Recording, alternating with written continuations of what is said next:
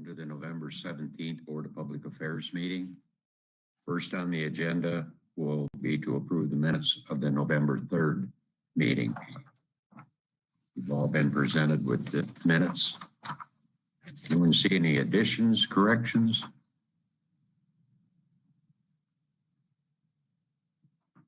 This is Annette. I see no additions or corrections to the board meeting minutes from November 3rd, 2020.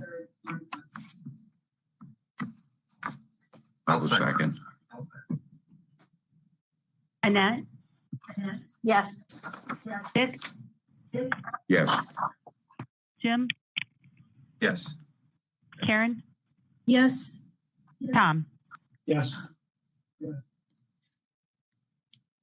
Thank you. Next on the agenda is a hearing of public concerns. My number's been provided for call in. We'll just kind of hesitate for about 20, 30 seconds and see if we have any calls. If not, we'll proceed.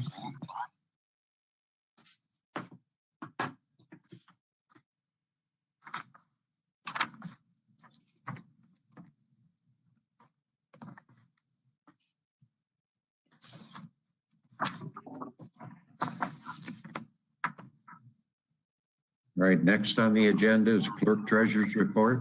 Laura? The board's been presented with the Clerk Treasurer's Report for the month ending October 31st, 2020.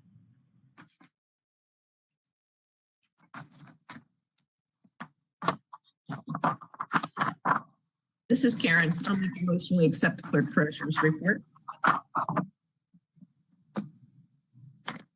This is Jim. I'll second. Karen? Yes. Jim? Yes. Dick? Yes. Annette? Yes. Tom? Yes. Thank you. Next on the agenda would be a request to hire a probationary water superintendent. Nate, would you like to lead that discussion? Sure. Good afternoon. If you recall, at the November 3rd meeting, we reviewed the board. The water superintendent position had been advertised with applications being due by October 30th. We received 6 resumes by the due date that were evaluated by our HR director, operations manager, and myself. Of the 6 resumes, 2 qualified candidates were interviewed by our team. It was agreed that Derek Schultz was the best choice for the utilities. Derek has served as a water treatment plant supervisor since 2013. He possesses an Ohio EPA Class 3 water license, valid Ohio backflow certification, and Ohio EPA microbiological analyst certification. Derek has worked in the water industry, including treatment, supply, distribution for 20 years. He currently serves as BMU's Ohio EPA Operator of Record, holds a bachelor's degree in science and construction engineering technology.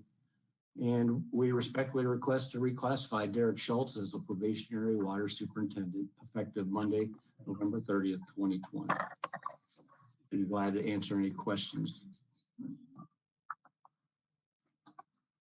I don't have any questions, Nate, but it's a great choice. I'm fully in favor of putting Derek in that position. I think he'll do a great job. Yes. Very qualified, so highly qualified. I agree. Lucky to have. I'm glad we could promote from within. Yes. Yes.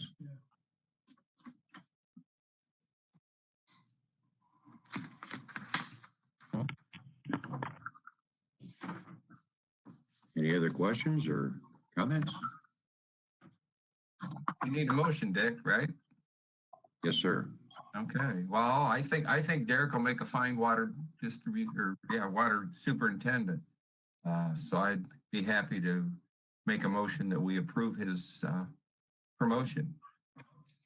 I'll second. Jim? Yes. Tom? Yes. Dick? Yes. Karen? Yes. Annette? Yes.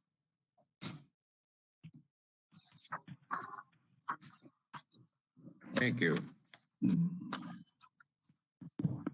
Next on the agenda is a resolution to appropriate and transfer the general maintenance fund. Could you please number and read, Laura?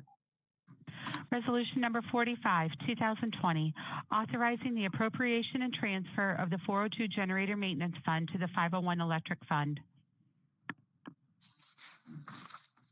Dawn, would you like to lead that discussion? Yes, good evening. In order for Lori's office to complete the BPA authorized request of dissolving and transferring the remaining funds from the 402 generator maintenance fund to the 501 electric operating fund, which was passed at the last BPA meeting, the resolution needs to include the word appropriate. So with that, I respectfully request that the BPA authorize the housekeeping resolution to appropriate and transfer the funds from the 402 to the 501 account.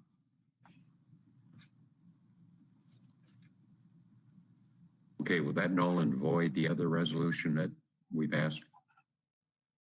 Yeah. Okay.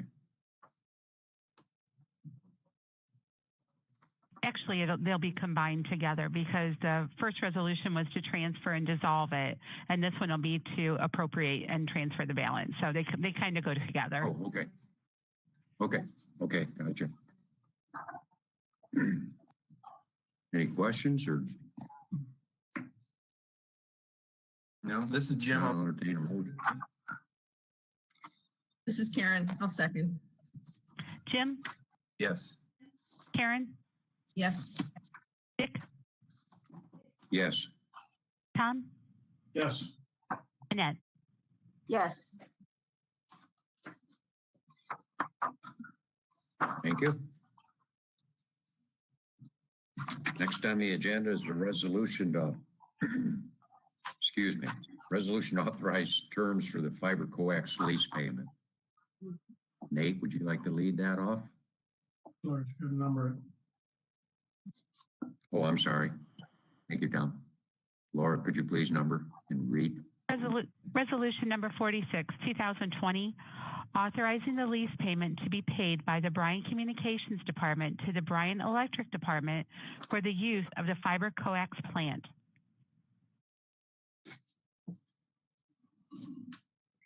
Okay, thanks, Laura. As the board may recall, just at the past meeting, we had a presentation that we gave to the board on the background of the Fiber-Coax lease payment. It was held November 3rd, the last meeting we had. The resolution included a $50,000 principal and interest payment for the 2021 budget and a one-year extension to the lease and amortization schedule as the board agreed upon at the last meeting. So we're just bringing this back to you, per our discussion that we had in the last meeting.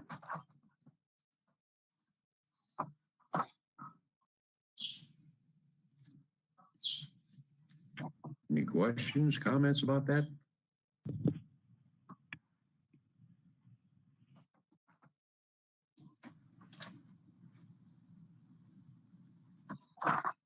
I'll entertain a motion to adopt resolution 46. So moved, Dick. I will second. Jim, Yes. Dick, Yes. Karen, Tom, Yes. Annette. Yes. Thank you.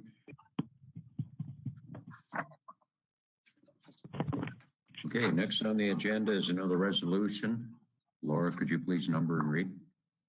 Resolution number 47, 2020, authorizing the renewal of the Convergence Care Agreement with Black Box Network Services for Internet and Information Technology operation, maintenance, and consulting services. Hey, Joe, would you like to lead that discussion? Sure.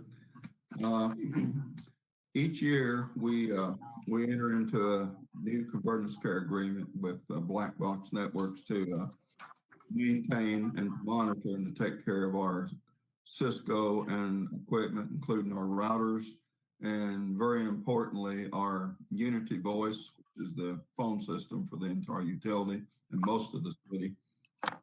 Also, we have the main core switch, network switch in the head end that operates the entire utility and the city. And they also manage and monitor that, and they are our Cisco support partner should something happen. And this is the same process it was last year, so it's something that we have to have. So I'd like to ask the board if they would consider approving it. Okay, and is it my understanding that there's no increase in cost over last year? No, same thing. Bill. Same price, okay. Any questions or? Joe, we're happy with the service they received. Yes, they do. They do about as good as anyone in this part of the area would do, Tom. All right.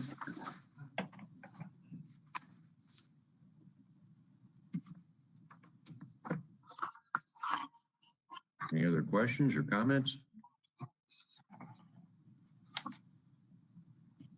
Not all. Entertain a motion to adopt resolution 47. Nick, I'll move that we adopt resolution 47.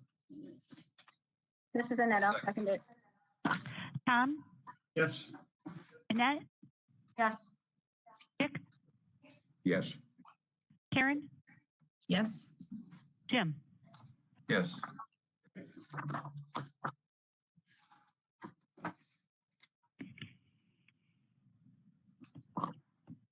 Thank you.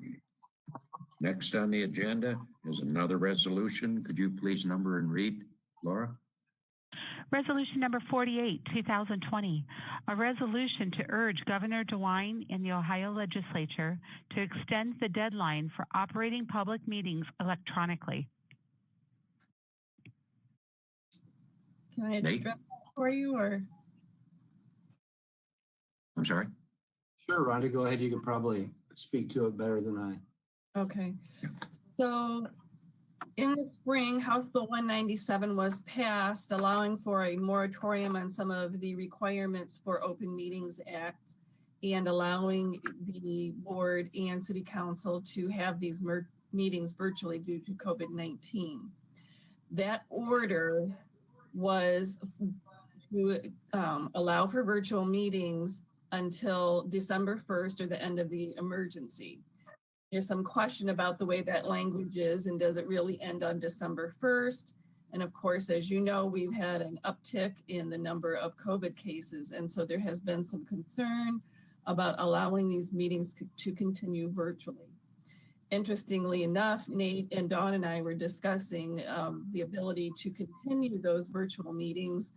And after our meeting that afternoon, I received a request that we would send requests for support to our legislature and to the governor to extend the ability to meet by virtual meetings. Now, if they would do this, it doesn't mean that you have to continue to do it, but it will give you the option to do it. So if in our county, we would go back to Orange and you feel like you would want to come back to a public meeting, you would be able to do this. This is just allowing you the ability to extend to have virtual meetings. And interestingly enough, I was on a phone conference that was prompted by Governor DeWine's office this afternoon, and they addressed this issue, and they do expect the legislature to act before the December 1st deadline. So they did encourage, however, that if we would send our support for those virtual meetings to continue, that they think that it would be helpful that we would do that. So that's what you have before you.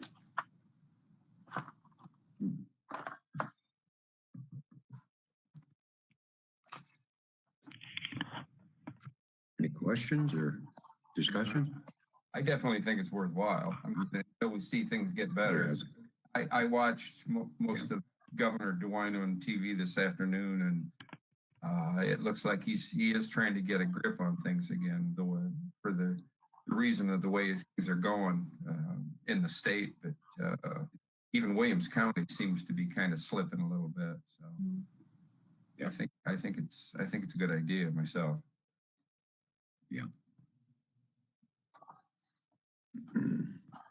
Hopefully someday we can get back to normal. Yes. Yes. So do we need a motion to pass this now, I assume? Yes, sir. Yes. Please. I'll make that motion that we approve. I'll second. Jim, Yes. Tom? Yes. Dick, Yes.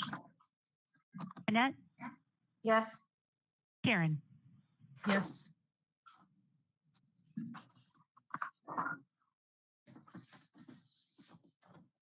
Thank you.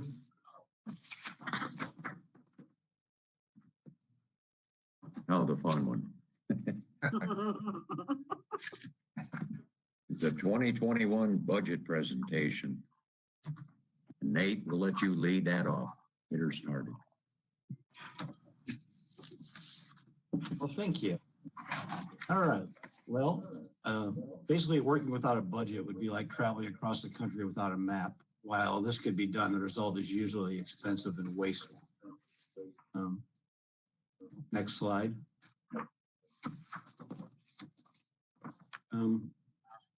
The budget indicates the utilities priorities, projecting our revenues and costs, and what our plans are for the near future. Development of our annual budget is more than just number crunching. The budget reflects a strategic plan, the needs, concerns, the priorities from our workforce to our customers.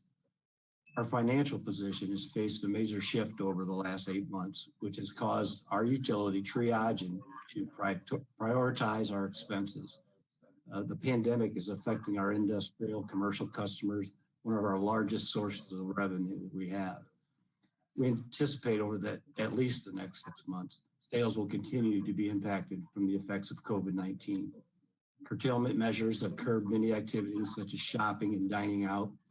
Over the years, BMU has built up cash balances to draw from during these downturns.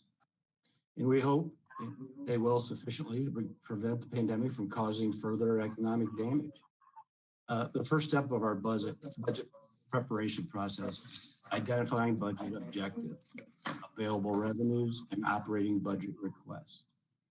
We ask, as we typically do, to get input from the superintendents for their department's needs and budget requests. These requests are submitted for review. We hold meetings with the department heads and we review them, and then we take them to the various board committees for their review. We work hand in hand with the clerk treasurer on wages, benefits, insurance costs, and depreciation expenses. Once the proposed budget is drafted, it goes to the BPA for approval. This process does not happen overnight, and we actually began it back in August, so it's been a long process. Next slide.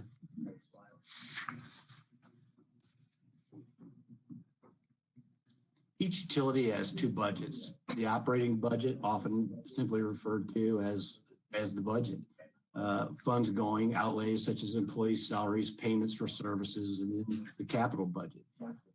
This is used to fund major infrastructure projects, such as substation, turbine upgrades, waterworks project, issuing long-term debt, such as bonds. Each department has a line item budget within their respective funds that track every dollar spent for personal operating equipment costs. The budget is highly complex.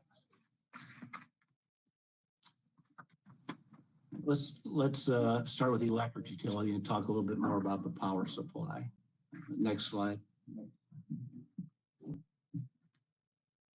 We had strong sales, the economy before the pandemic. Power supply costs being the single greatest expense.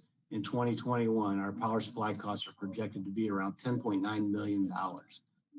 That's just under 6 cents a kilowatt hour. Our supply costs represent between 75 and 85% of our total annual operations and maintenance expenses. You know, that's quite a bit. Electric sales declined due to businesses shutting down. As you know, BMU has a large percentage of our commercial and industrial customers, approximately 68%. The automotive manufacturing. Remember, these auto manufacturers, stopped production for PPE. the dine-in and carry-out restaurants, closing, a lot of those things affected us. Next slide.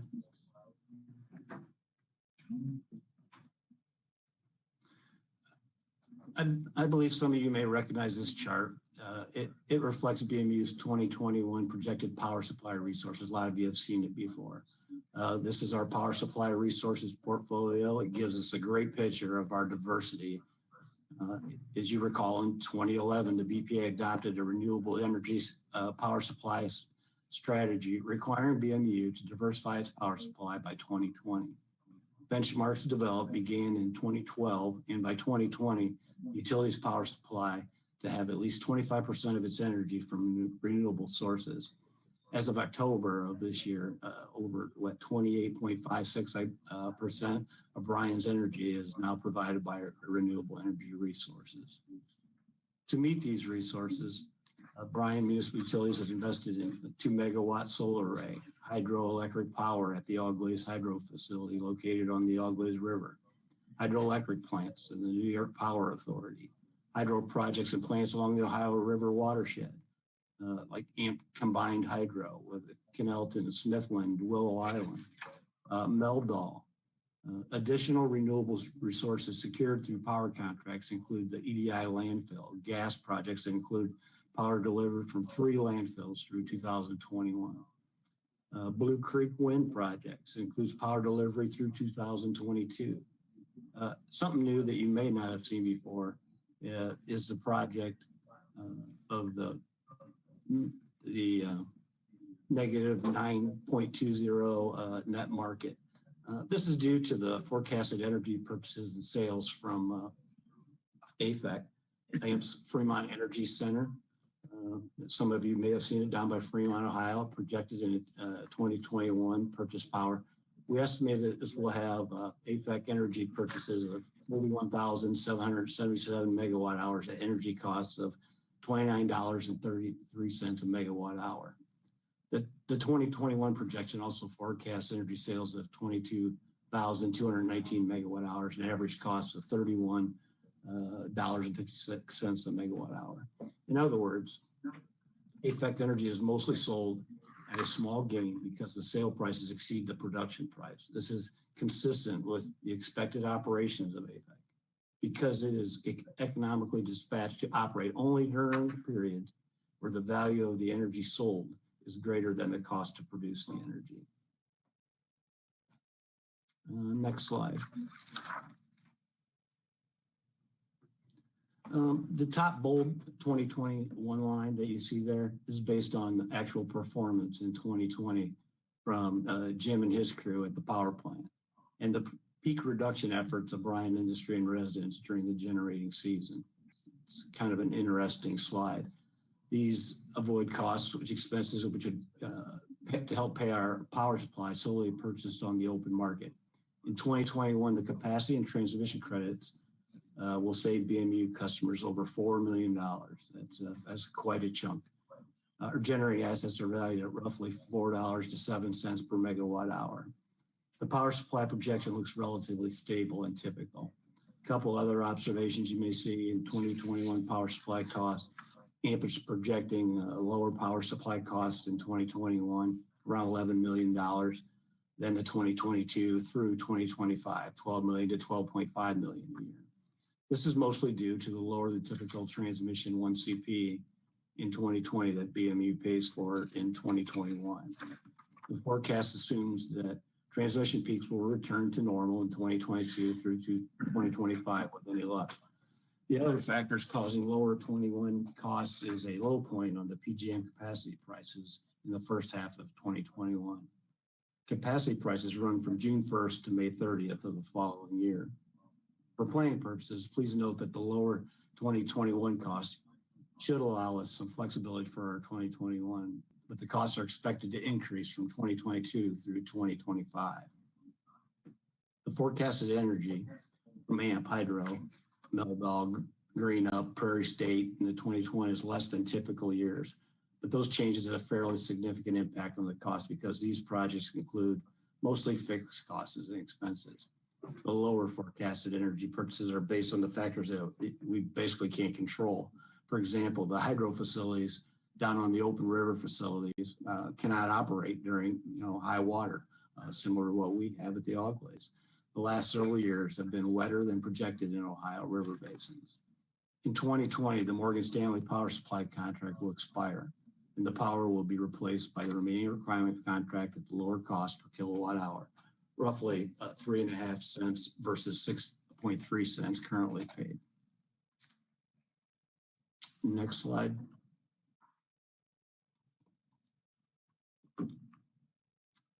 This graph is for power delivered to Bryan. If you notice, the red line is a deviation from the original 2020 forecast by month. The Energy Authority kind of shows this information. The black line is the average AMP member community and their deviation from the forecast. Just as the public health impacts of the virus have been unevenly distributed among different parts of the country, the financial repercussions of public power has been extremely varied, significantly differing based on factors like utilities exposure to industry, particularly harmed by the pandemic, weather, reliance, or industrial versus residential customers. While communities like Bryan, that are approximately 2/3 industrial and commercial sales, are experiencing sales decline.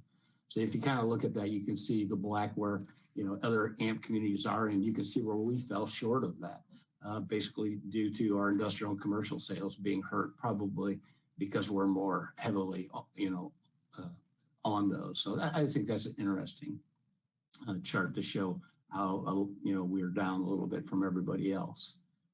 I'd like to ask Dawn if she could speak to the electric utility budget this time.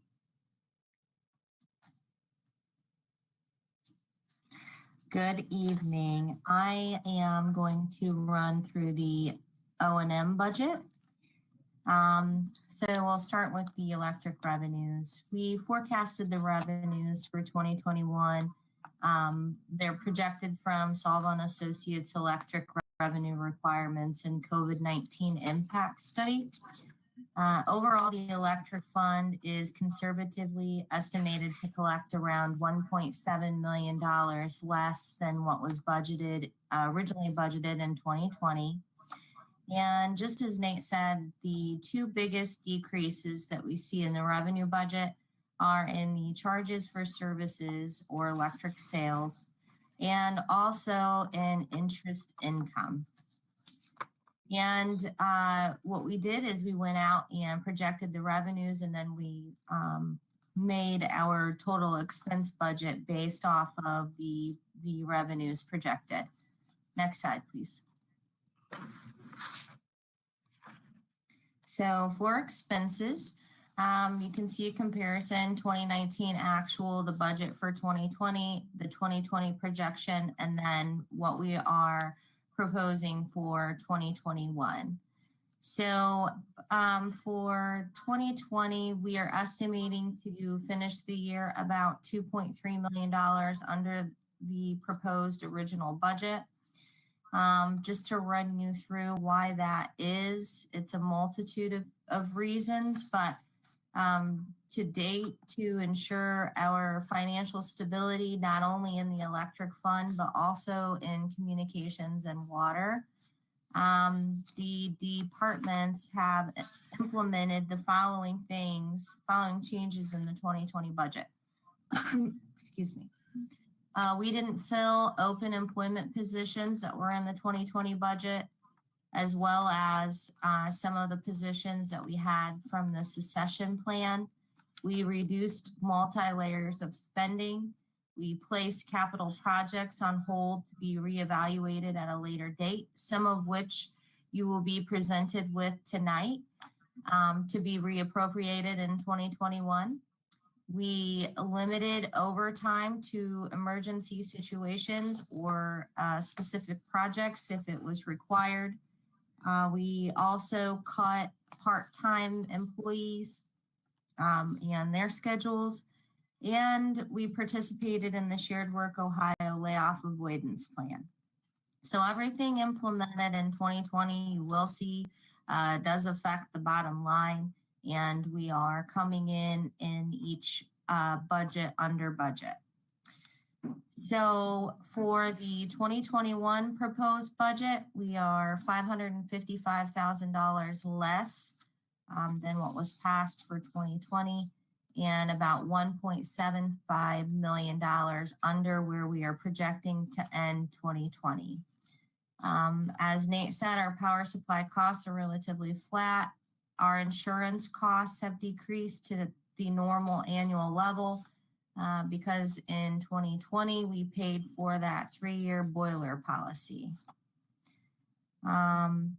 So the total electric cash balances for the last several years have been fairly stable. But this year, the fund has not accumulated at the rate that we would typically see to fund the following year's capital. So the total electric cash balance is trending down as we start to pay for our large capital projects, and we couple that with the loss of sales. Next slide, please.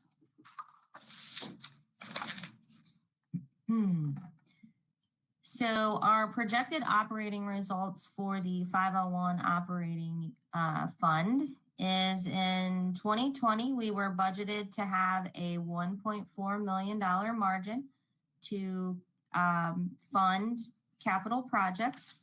In 2020 so far, we have transferred $1.3 million to the capital reserve fund to cash fund projects. And at the last meeting, we sought board approval for a transfer of $1 million to cash fund the 2021 budget.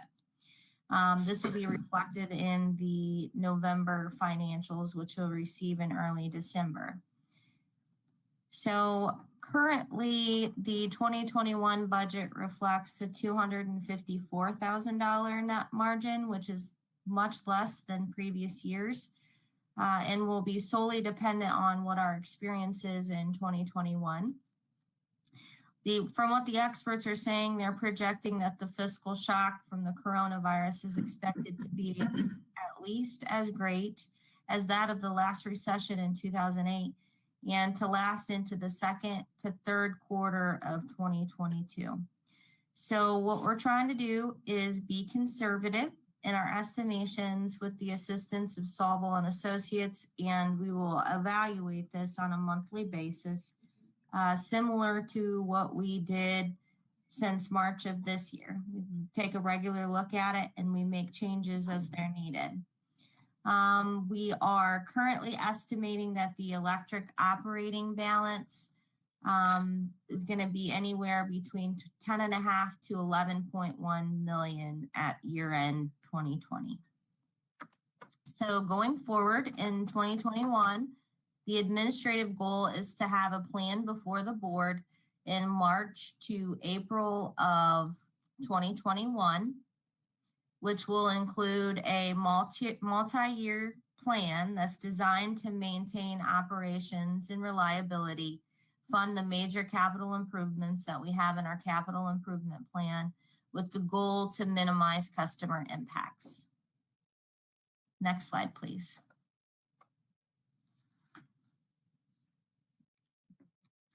So this is the 2021 proposed capital budget. I would like to note that there could be an appropriation change for the 34.5 kV upgrade project. This project is currently in our 2020 capital budget. And as you may recall, the board approved the advertisements for bids for the transformer and structures of this project. But the team here at BMU is still working through the logistics and the recommendation to bring before the board. And there's a chance that this project is not awarded in 2020 and the appropriation will need to be reappropriated in the 2021 budget. And we will make that known to you. We hope to have the answer here fairly shortly. So I just wanted to point that out.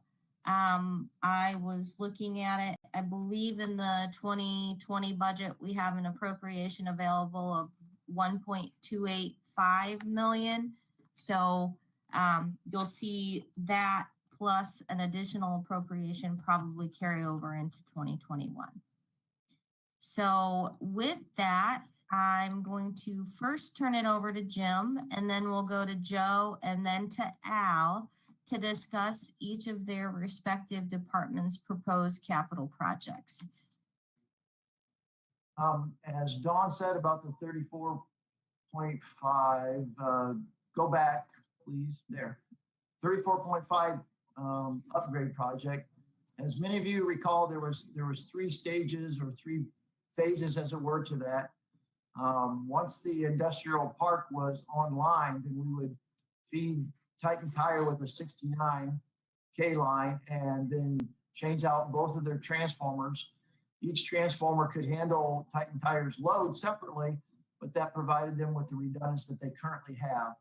The second phase of that would be to work on getting a substation upgraded and added for the 69 switching at the power plant, and also be able to bring those transformers up to the 69K level, so that both generators from inside the power plant and then the GT outside would be able to put right onto the 69 line and then continue that 69K line over towards Baker, so that we would have not only an outer loop, but a kind of an inner loop of the 69 and be able to provide feeders closer from the power plant.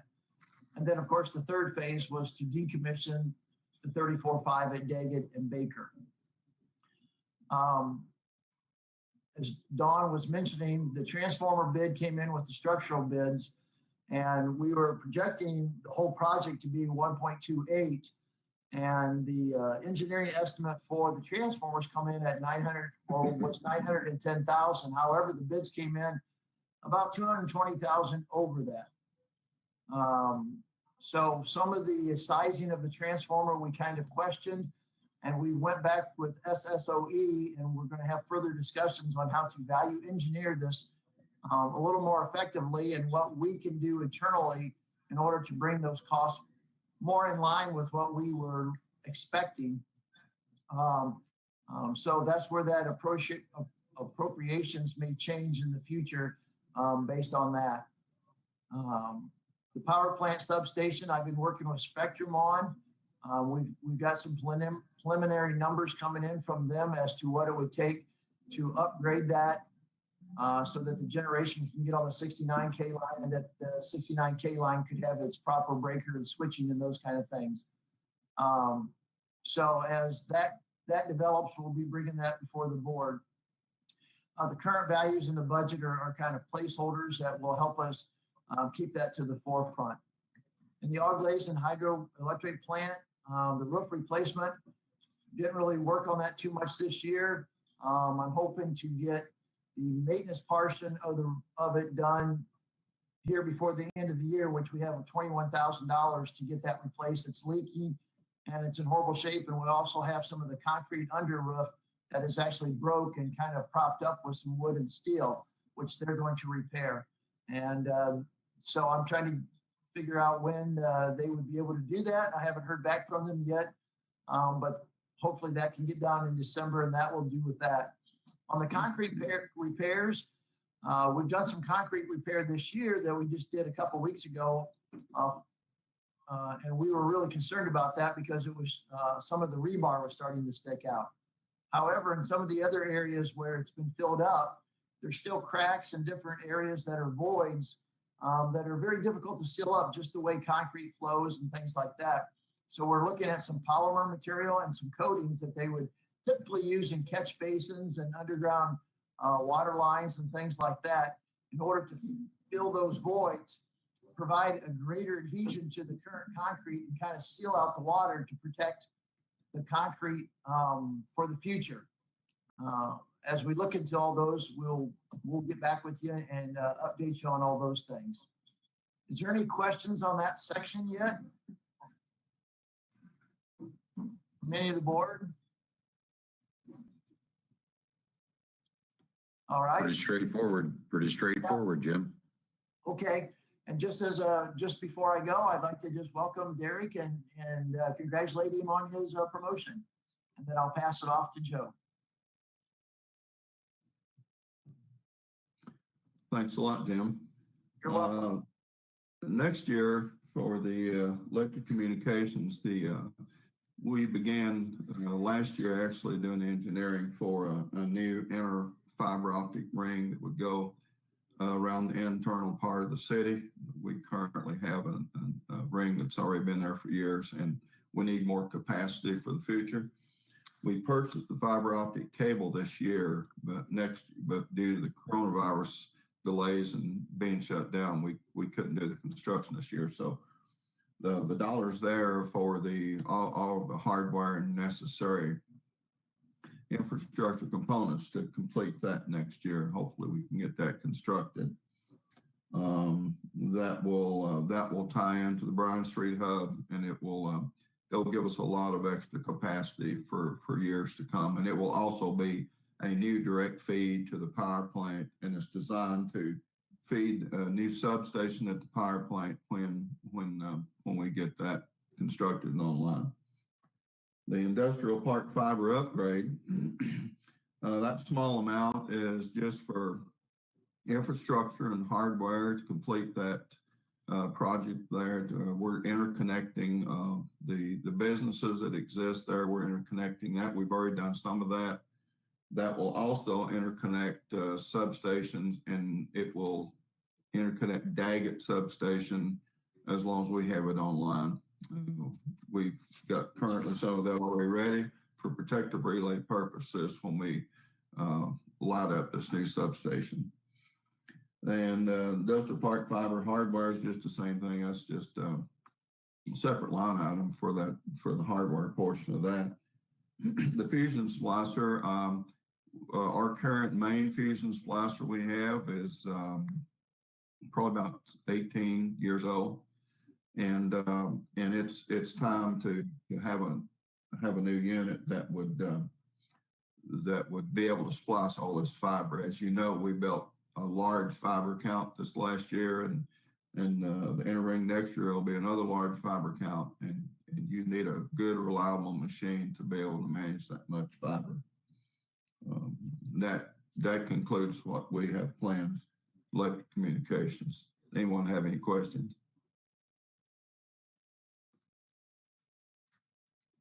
Well, if not, I also congratulate Derek. Yeah, he's a good man. I enjoy having him as a neighbor. So I'll turn it over to Al. Thanks, Joe. Thank you. Yeah, the electric distribution 2021 budget will start off with the first 6 items. Lines are typical of what we do year to year. The first one, miscellaneous underground projects.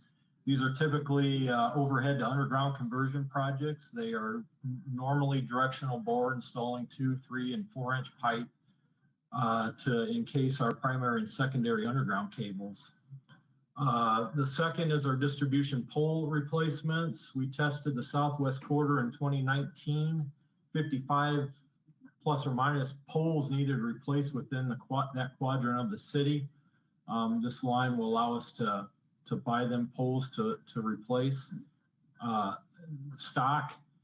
This line will also allow us to replace distribution poles throughout the year on a general maintenance construction projects and system upgrade practices that we do here at BMU. Number 3, distribution transformer purchases. These are transformers for commercial, industrial, and residential projects where transformers are in need of replacement for extensions of our power system throughout the year. This is a typical line that we do from year to year. Number 4, the switches. The switch line item provides availability to purchase overhead main line switches to add or replace in our system. Number 5, overhead rebuild projects. This line is set up to provide the funds to upgrade, replace, or install miscellaneous overhead pole line construction projects throughout the city. Many of these overhead projects will replace lines of 50 plus years of age. The fault indicators, typically with this line, we can purchase around 27 fault indicators throughout the year. The indicators help our line crew locate faults on both the overhead and underground power systems in town. Number 7, the truck 1 digger derrick replacement. If you remember, this project or this replacement was in our 2020 budget. It was moved to 2020 this year, or 2021 this year from last year. It's an approved budget. So this will replace the 2001 Freightliner Commander 4042 digger derrick truck. We believe the old digger truck has reached the end of its service life here and needs replaced to provide our customers with reliable equipment during emergency outages and everyday maintenance of the Bryan electric system. We're on track with this purchase as we replaced a 1981 Alltech D900 for our current 2001 Freightliner 20 years ago. So this would be in line with what we've done in the past as far as our digger derrick replacements. Number 8, the Deerfield replacement. This is a underground subdivision replacement of our URD electric lines. This project was also moved from 2020 to 2021. The project replaces 40-year-old underground direct buried cables with conduits, new cables, transformer sets, and secondary pedestals. Street lighting for next year, we're looking at 2 projects proposed due to city full depth replacement projects in town. The 600 to 900 block of Parkview Avenue and the 500 block of Bel Air Avenue. This would be to purchase conduits and lights and poles for them projects. Number 10, industrial park distribution feeders. This is a continuation from the 2020 budget. We have work on feeders 1 along East Wilson Street, feeder 2 along the wastewater property, feeder 4 by the industrial park substation, and that would be the industrial park feeder. And number 5 would be an express feeder towards the JV2 generators. Finally, the number 11, the Titan Tire 69 line construction. This would be to build a new 69 line to the proposed Titan Tire substation along the wastewater property. We would like to purchase materials to have our crews build that line. Are there any questions? I have a question. Do I remember correctly that Titan Tire is fed 4 kV from their current substation? Yes, there's 2 34.5 to 4 kV transformers there. Okay. I guess my question is once the 69 kV upgrade is done and the transformer upgrades are done in their substation, are they still going to be fed 4 kV? Yes, yep. Their secondary side voltage will remain the same. We'll just be feeding them at 69 on the high side. So they haven't done any upgrades on their side then? Well, I don't know if they've done anything internally, but they're at the substation. We are tying into their existing 4 kV switchgear that's there. Okay. I guess that answers my question then. Okay, thank you. Yep. Any other questions? All right. Well, I do also want to thank the board for hiring Derek as the water superintendent. He'll do a fine job at that position. Thanks a lot. Okay, thank you.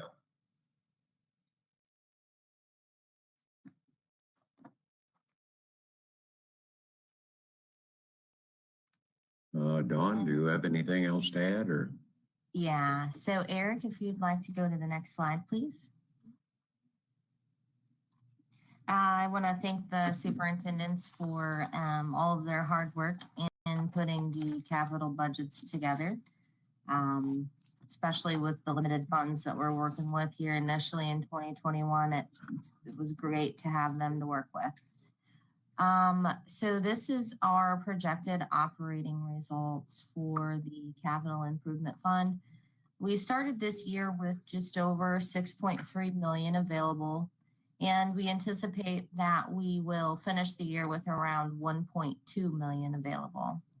And the cash funded our industrial drive substation, the GT 1 and 2 project, they purchased just transformers and other capital projects throughout the year.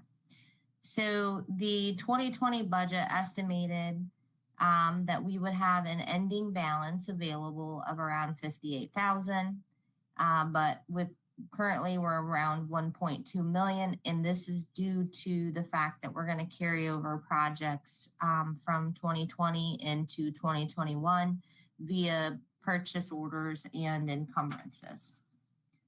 So with that is all I had for electric, and I will turn it back over to Nate.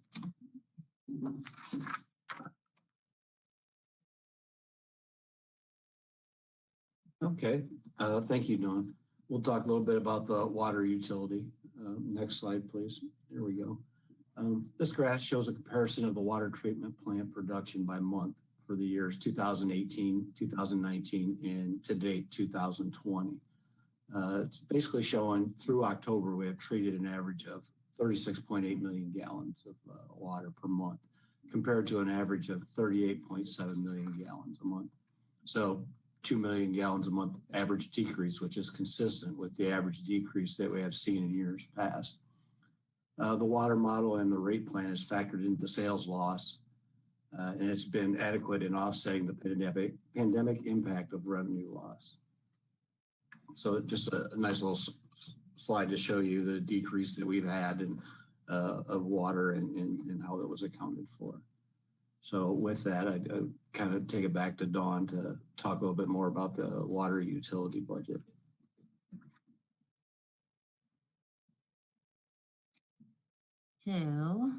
Okay. Water budget assumptions. So for the water fund for the last 20 years, every year we've had a decrease in sales. This is typical to what's occurring in the industry as people buy appliances that utilize less water, as industries adopt practices that consumes less water. That's how it impacts us. So when you have decreasing sales and inflation, it creates rate pressure. So we try to pay close attention to this and make sure that we are adequately capturing it within our rates.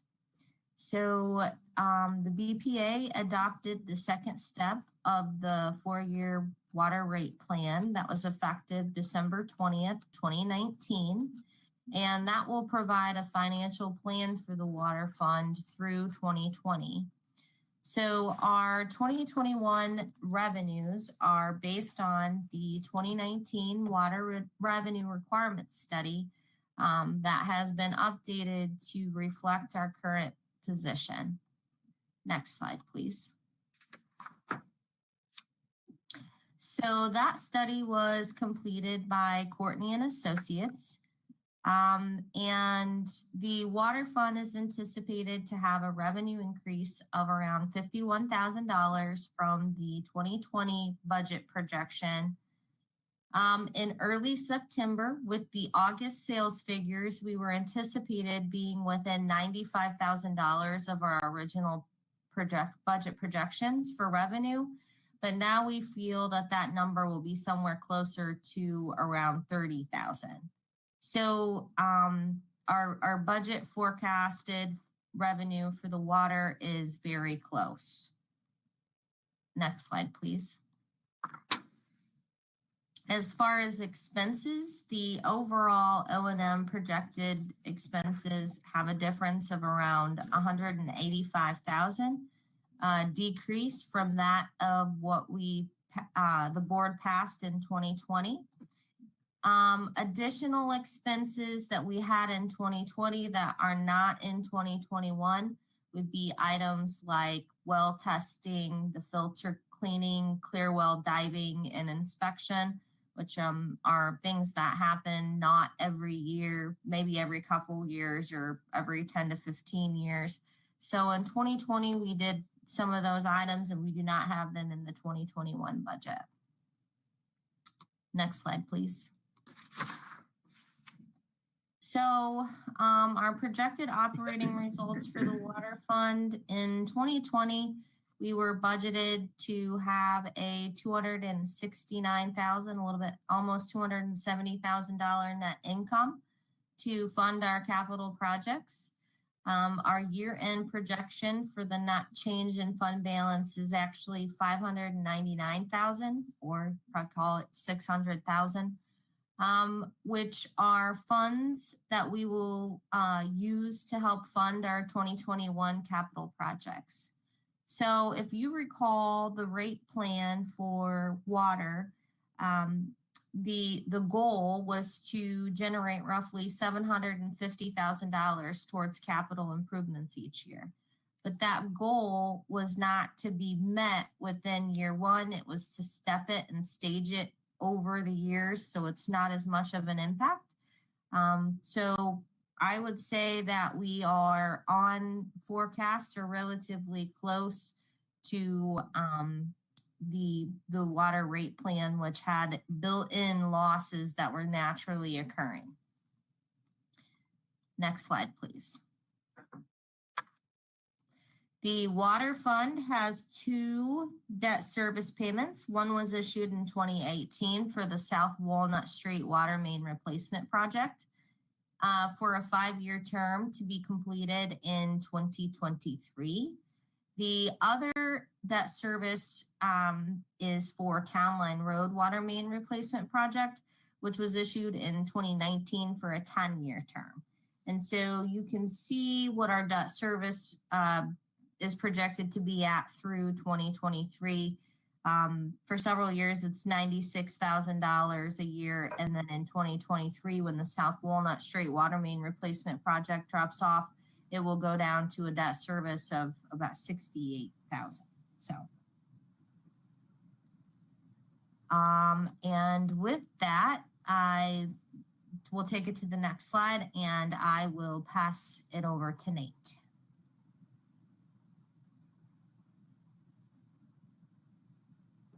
Thanks, Dawn.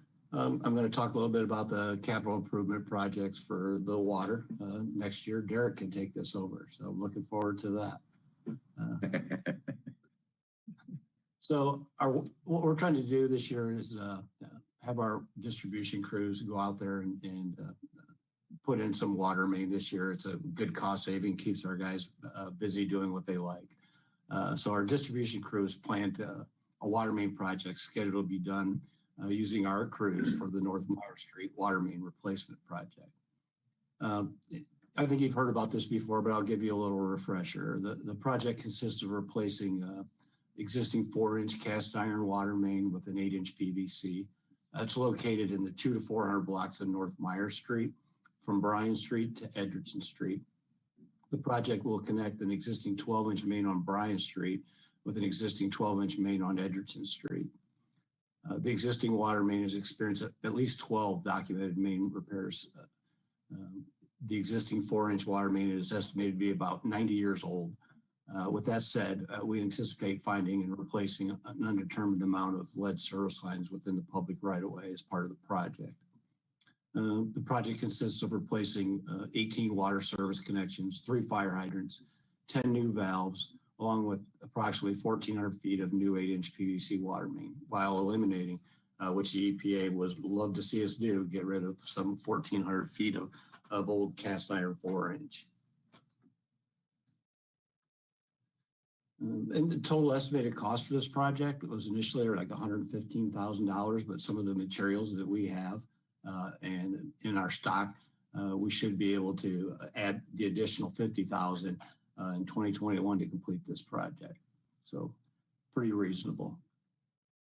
Our distribution capital projects include typical budget items such as the water main, miscellaneous water line projects, hydrants, valves, meters. They also include a day cab semi to replace the old 1987 semi that we received many years ago from another department. The semi is used to transport heavy equipment, such as our excavator and different things, equipment around in and out of town, such as to the all glaze or down to the corridor. We transport equipment in for repair. The department proposes purchasing a used unit. It's not like we need something brand new for the purpose that we're using it for. So they'd also like to replace and upgrade the bed on truck 20. Still a lot of life left in truck 20, but the bed's pretty much shot, and they use it for a lot of different things. So they estimate that if they do this, they will be able to get another 7 to 9 years out of this truck. The water treatment plant has the other high pressure filter, the south filter, which it needs to be completed in 2021. If you recall, just this past year, and we have 2 horizontal high pressure filters. The filters are the original to the 1973 plant that was put in service. They're 60 foot long and 10 foot in diameter. They're huge. They basically built the plant around the filters. And at one time, they used to be some of the largest filters in the country. So each filter consists of sand and gravel media, baffle plates, a common underdrain. The south filter has the original equipment, including structures and media in use today. The filters are designed to remove the iron and manganese from our water. And like I said, you should remember that we just did the past north filter rehab, just this past year. So that's what we want to continue and do the remaining one. The water treatment capital budget also includes upgrades to the exterior of the water treatment plant building. And what else do we have for them? We put a placeholder in there for a mid-sized vehicle replacement, depending how things shake out as far as the water superintendent and meter reader. One gets passed down to the other. We may need another vehicle, so we stuck that in our budget for that purpose. So does anybody have any questions as far as the water capital improvement?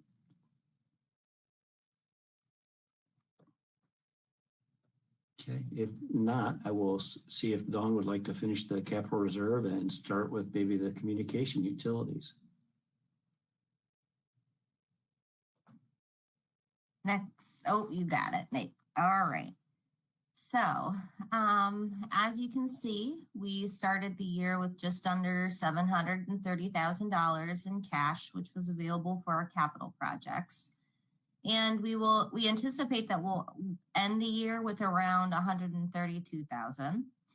And the capital improvement fund in 2020 cash funded the North Filter project and portions of the water main projects for South William Street and the North Industrial Park. So we anticipated that we were going to have an ending available balance of around 58,000.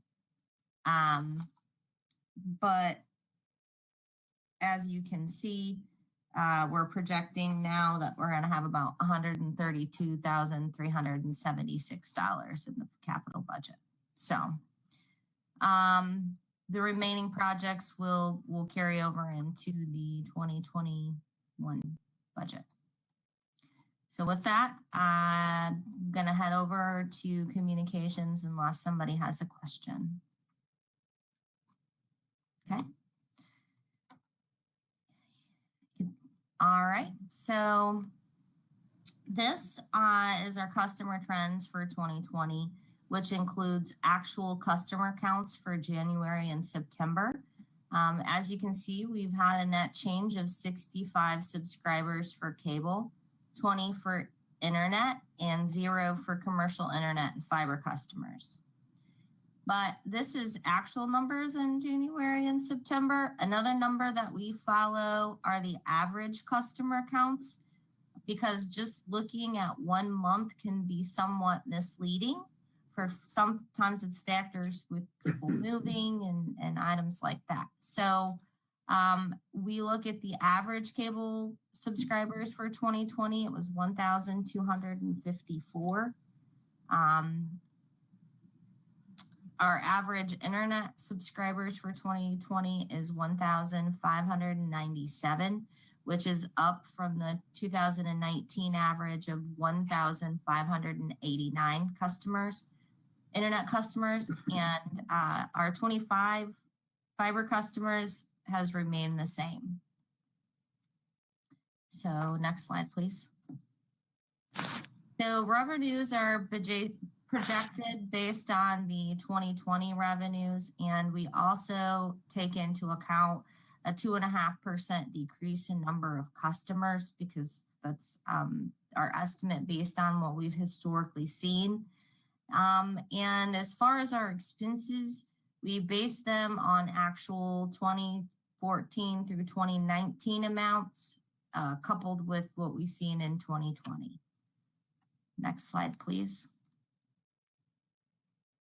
So, like I said, the revenues are projected with a 2.5% decline in subscribers, a slight growth in internet customers, and a projected rate change based on programming charges.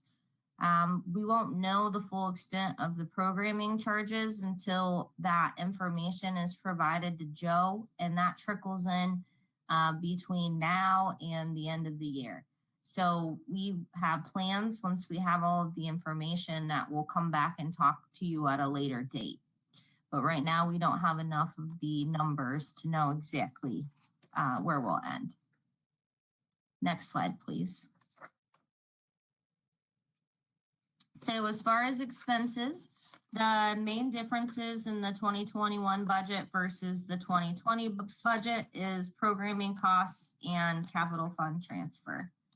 Right now, the programming costs are estimated to be around $108,000, more than in the 2020 budget. That's based off of an estimate of what we've historically seen, but we don't have that official information. And the 2020 budget did not include a capital fund transfer that was appropriated. The original budget, you actually just approved that at your last meeting. But the 2021 budget, in order to balance the capital improvement, does have a transfer in the budget. Next slide, please. So as far as the projected operating results for the communication fund, for the last several years, the communications fund has been budgeted at a deficit. But as you can tell, the fund typically does not end in a deficit. This is really a testament to Joe and his crew. So I just wanted to point that out. Next slide, please. We first shared this graph last year, and we've talked about it from time to time. What this is it represents the programming costs from for the communications fund compared to the charges for services. And you can see in 2019, they crossed paths. And in 2020, at the beginning of the year, Joe came before you and you approved a slight rate increase, which was to collect just programming costs, which you can tell that we've turned the tide around and we're heading in the right direction. Next slide, please. So with that, I will turn the reins over to Joe. Hello, everyone. Won't take a lot of time on this. The capital improvements for communications for 2021 is we possibly may have to install a network interface card into our main router that comes into the head end that provides all of the internet for cable modems and fiber customers and our operations alike. If we do that, because of Cisco licensing, this project has coming in at a lot more expensive than we wish. But if we do this, it'll no way around it because of Cisco. If we can do this project and bring a circuit in a different way that I'm considering, we would not spend these dollars, but we need to budget them just the same.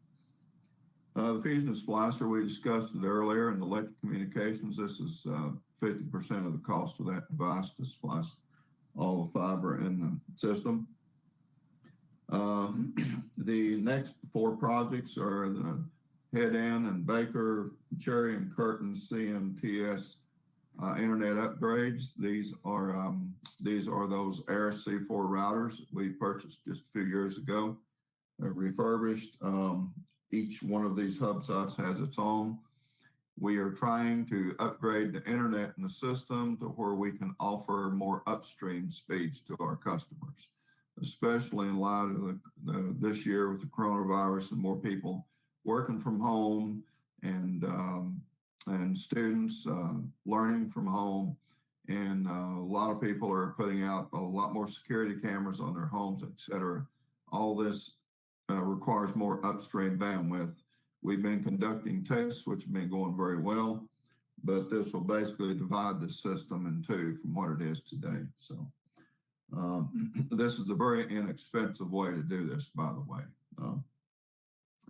The Monroe emergency, the EAS system, that one, we have that currently in place, have for years, but it's reaching the end of life to where you can get support on it, and we need to replace that device. When you have a storm or a natural disaster come through, it's what sends a tone over your system and flashes up on the screen and for a warning notification. This is an FCC mandated function. Satellite C-band upgrade. Some of you may have heard the FCC has approved for a lot of the C-band satellite spectrum to be taken over for 5G deployments in the next few years, next 3 years.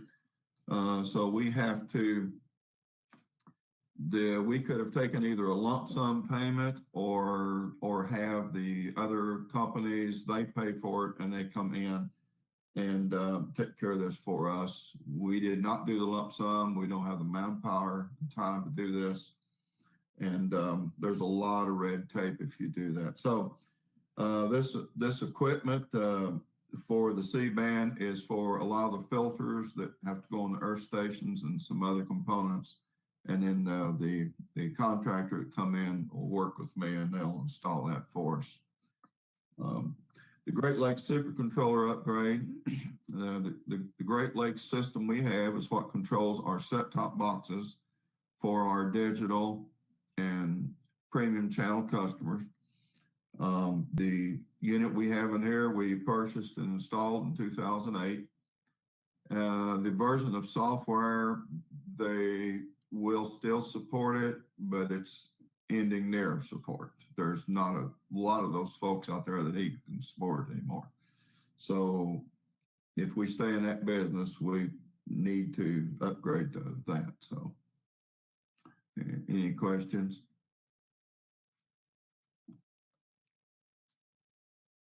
Thank you very much.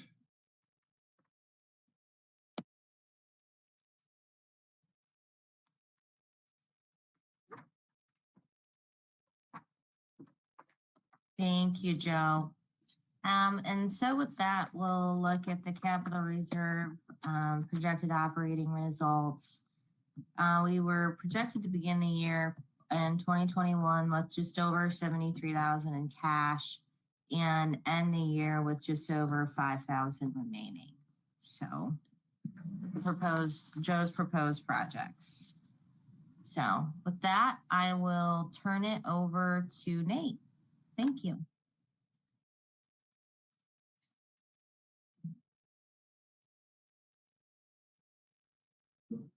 You're muted, Nate. I'd just like to say the presenting of the 2021 draft budget is our best anticipation of the future. While still not clear how long this health crisis and resulting economic crisis is going to last, I can assure you we'll continue to keep a close eye on the proposed budget, and if any changes are needed in 2021, we will bring them to the BPA and Council. We plan to perform monthly forecasting to keep us on track throughout the budget year. I'd also like to thank and take a moment and thank everyone, all of the superintendents that participated, Dawn, Sylvia, Lori, and her team for their work on the budget and for working with us through this time. So with that, and I'd also like to thank the board, for sitting here. It's been a long evening, But thank you for all that you do also. And with that, I will open it up to see if anybody has any questions that we could answer for you. Budgets are always exciting, aren't they? I'd just like to thank Jim and Al and Joe. I know you were asked to cut the budget, to anticipate maybe a downturn this year because of the COVID, and then you were asked to cut again. Thank you very much for doing that. It'll make a difference just till we get through the COVID thing, and then hopefully things will go the other way again. But thanks for all your hard work. Jim, thank you, Carreso and the power plant. For the peak shaving, I know that offsets our power supply costs immensely. Makes a difference. Good job this year. Thank you. And- You did very well. And that's all I have.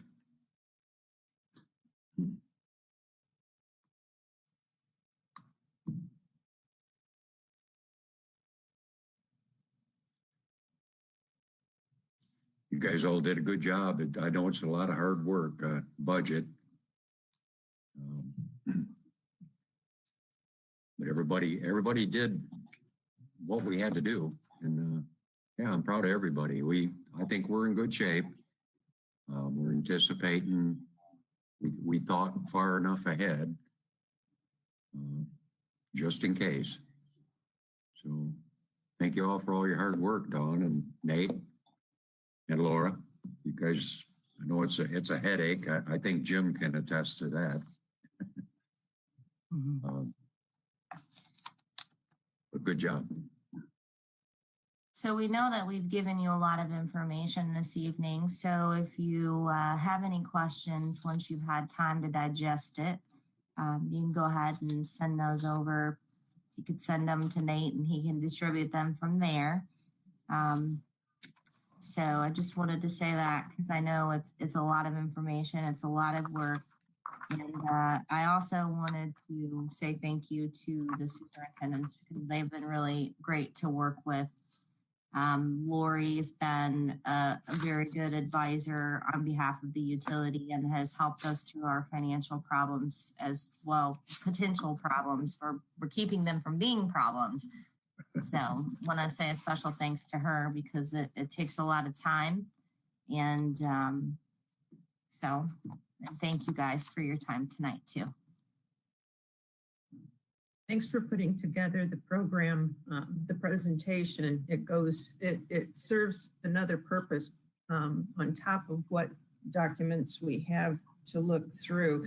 It kind of gives a very good summary to the line items that we're looking at because what people don't know out there is we have line by line by line from every department what is planned. So this was a very good summary to give an overview and how we can keep on looking at that. Now we'll vote on this next meeting. Is that the anticipated plan? Yeah, the plan would be to either bring it to you the first or second meeting in December. We're going to take it before the Council Finance Committee on the 23rd. And then I think that typically Council approves it at the last meeting in December. So I'd say our goal is if everyone's okay with the proposed draft, that we would bring it to you on the 1st of December. Okay, thank you. I appreciate everything you guys did. You did a very, very good job. I can appreciate all the time and effort put into a budget. I just finished mine. And so I know what kind of work is involved. So good job. It's very well done.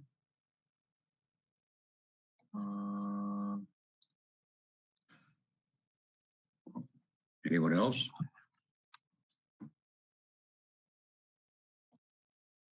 Okay, again, thanks to all for the budget presentation and all the work you put into it. Okay, next on the agenda will be, I'll entertain a motion to pay the bills. I'll make a motion that we pay the bills. I'll second it. Jim, Yes. Annette, Yes. Dick, Yes. Karen, Yes. Tom.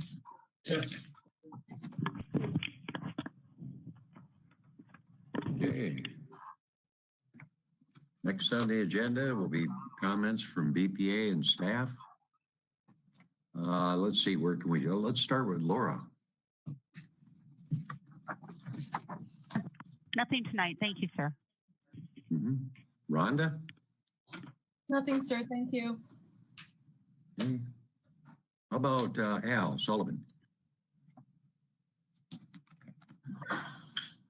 I don't know. I'd talk about Sunday's wind outage, I guess, a little bit. We had a pole just south of St. Pat's Church. It was a dead end pole that come off of that into some short arms, and we had some phases slapped together. Is why we had some operations there on Cherry 1. Crews then batted on an arm and retensioned the lines to provide the clearance needed so that didn't happen anymore. That was an outage. Then we had a tap break up on Curtain 3 up by the Moose. Was the other outage we had on Sunday.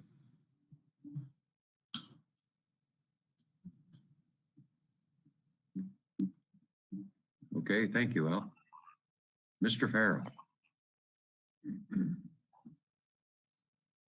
Oh, well, we've been trying to focus on the substation, mostly what we've been doing lately, trying to get that done, and some other things like that. Industrial park, and picked up a new fiber customer, and we've been working on that largely. And I'm now working on the GT2 communication on the controls out there for Jim now. And that's largely what we're doing. Okay, thank you, Joe.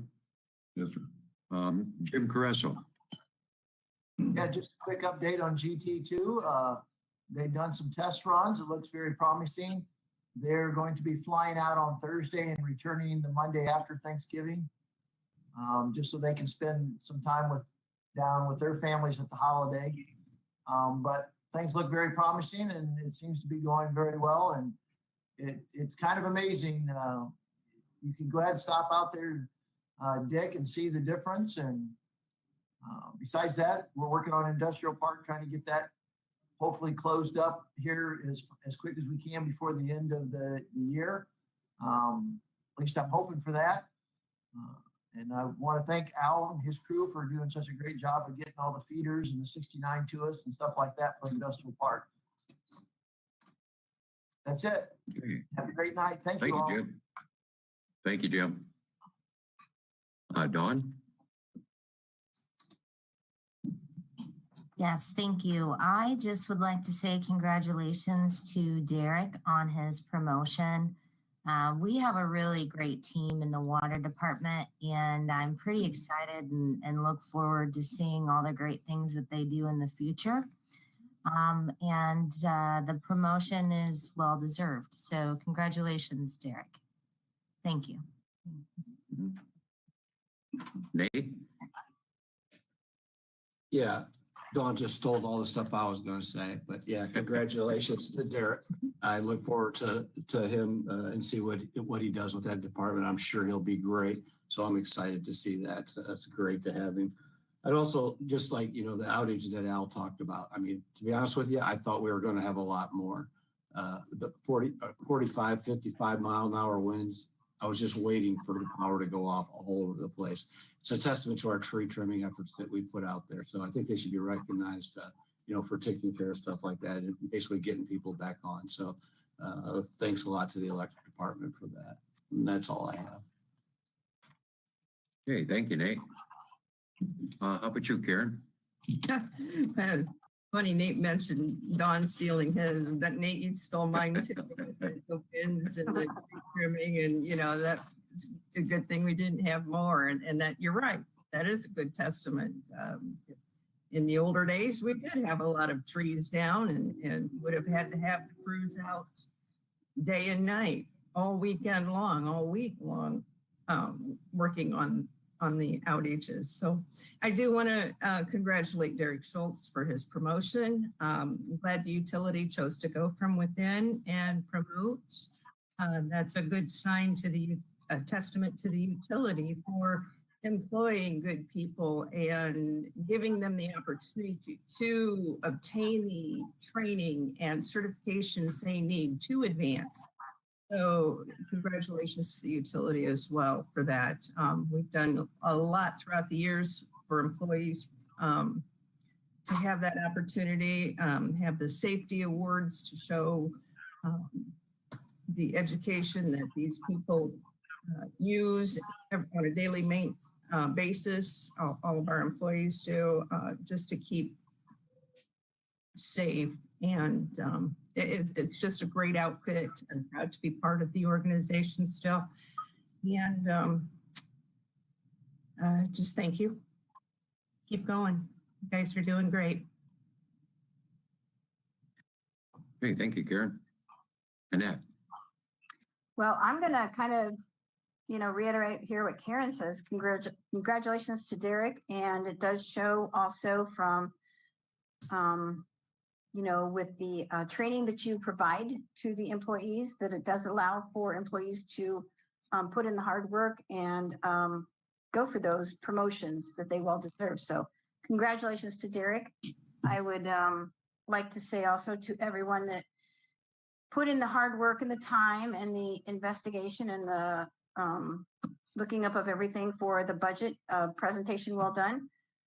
So congratulations to that. That was very well done. So looking forward to see how 2021 flows. So yeah, thank you very much. Thanks, Annette. Mr. Sprow. Look, I just, of course, I'm at the end here now and everybody said everything, but on the budget presentation, it was a good job. Thanks to all for all the hard work that you put into that. It was very helpful information. Derek, congratulations on your new position. Sometimes I say welcome to the team, but you've been on the team for some time, so I can't say that. And thanks to Norm for being your mentor. I mean, we forget that we said goodbye to Norm last meeting, but I'm sure Derek, working under Norm, has learned a lot, and he'll carry on a great tradition at the water department. Thanks. Thank you. Mr. Salsbury. God, what can I possibly say? Congratulations to Derek. Yeah, he's a good choice. He's going to do a great job. I have a lot of confidence in him. And like everybody else said, I want to thank everybody that put in the hard work on the budget. We always ask that they keep the budget under control, but when this virus hits, it kind of put a new twist in everything. But judging by the presentation tonight, I guess you can't honestly say that the next few months are exactly rosy, but I think we're in good hands. I think we'll be okay. That's all I got. Hey, thanks. Thank you, Jim. I just like to say, I mean, you guys have said everything I wanted to say, but I just like to, welcome Derek to his new challenge. I'm sure he's up for it, and he'll do just fine. So congratulations to that. And again, thanks to all the hard work that everybody did on the budgets. I know it's a lot of work, but you did a fabulous job. Presentation was great. Other than that, I just say everybody stay safe and stay healthy and try to stay out of the way of the C virus. And that's all I have. I hope I didn't miss anyone. Eric, do you have anything you would like to add? Okay. Okay, with that, I'll entertain a motion to adjourn. I will make a motion that we adjourn. I will second. Jim? Yes. Tom? Yes. Dick? Yes. Annette? Yes. Karen? Yes. Thank you. Thanks, and I would like to remind all the board members, please